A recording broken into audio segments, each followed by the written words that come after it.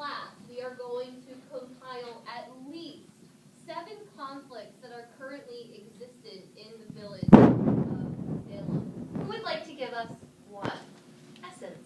I feel like the downfall. And what is the explanation of that conflict?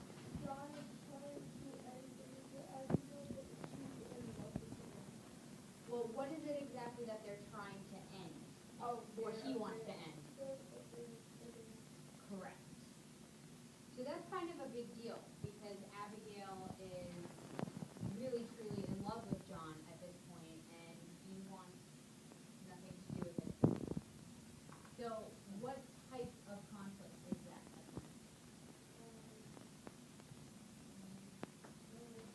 Very good. Yes, Sophie. Abigail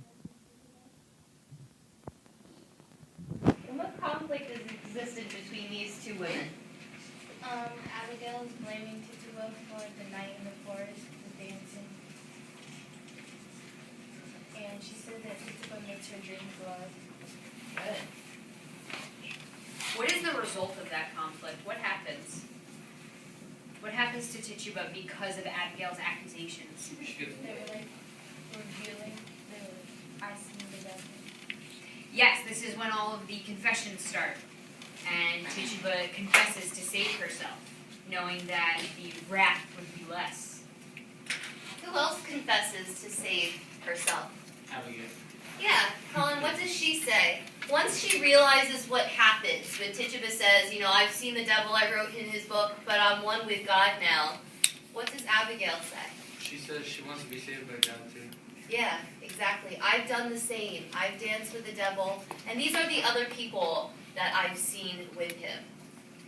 So through this confession, what does Abigail gain by the end of Act 1? Control. Yeah.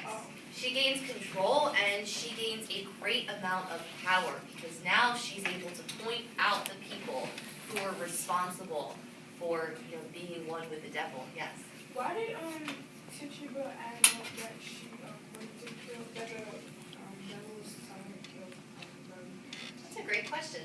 Why do you think Tituba brought up the fact that the devil has, prompted her to kill Reverend Paris? Essence? Maybe because she knew no one would believe her after she was accused of witchcraft, so she just wanted to Okay. and then told her true desires. Okay, trying to save herself. Kelsey? Because Reverend Paris was basically blaming her, so she was trying to make herself seem like a good person.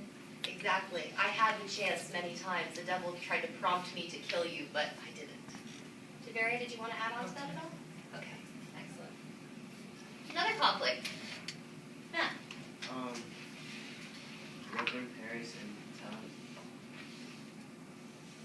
And what is his conflict with the town? This is a good one.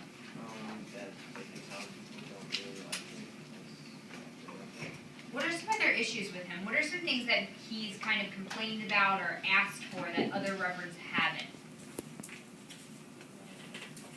Essence, you want to help him out? The deed for His house, yeah, where he's living. He wants the deed to the house, which has never been the case before. No other reverend has ever owned the house he lived in. But why does he want that so bad? Yeah, job security. If he owns that house, the church can't kick him out. What else has he complained about or asked for? Adam? Wood. Wood, yes, he wants his wood. Right. So this is a good one. This one's good, Matt. What type of conflict is this? on them side. excellent. Very good. All right, let's get down to 4 more. Anthony. I had a Giles versus Self. Poor Giles. Yeah, because he pretty much accidentally accuses his wife of witchcraft by saying that when she's reading her book, he's not able to pray. Very good. Or Mrs. Cord.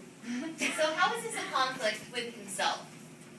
How does this spur a struggle within him?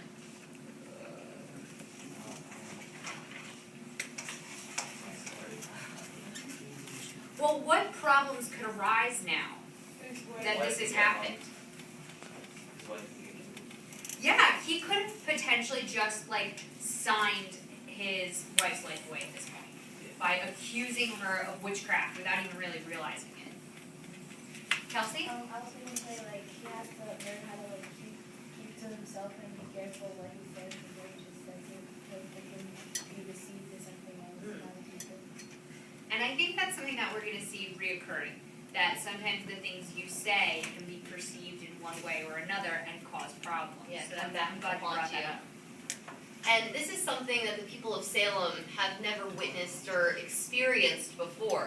So Giles doesn't know what the consequence is going to be when he says, I can't pray when my wife reads.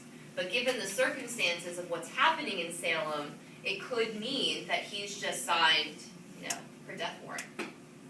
Okay, Anna, you had your hand up. What conflict have you seen? This one put in versus self, because she lost her baby. What is it that she's struggling with the loss of the children?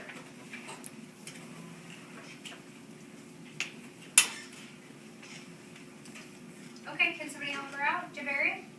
Closure, because she's constantly talking about them and mentioning her dead children. Yeah, absolutely. Essence, you want to add on to that? And she has to figure out why they keep dying. Right, and I think that directly connects back to what Javaria said too, that she wants to know why they're dying and she needs that type of closure on that. And this really is like ruining her.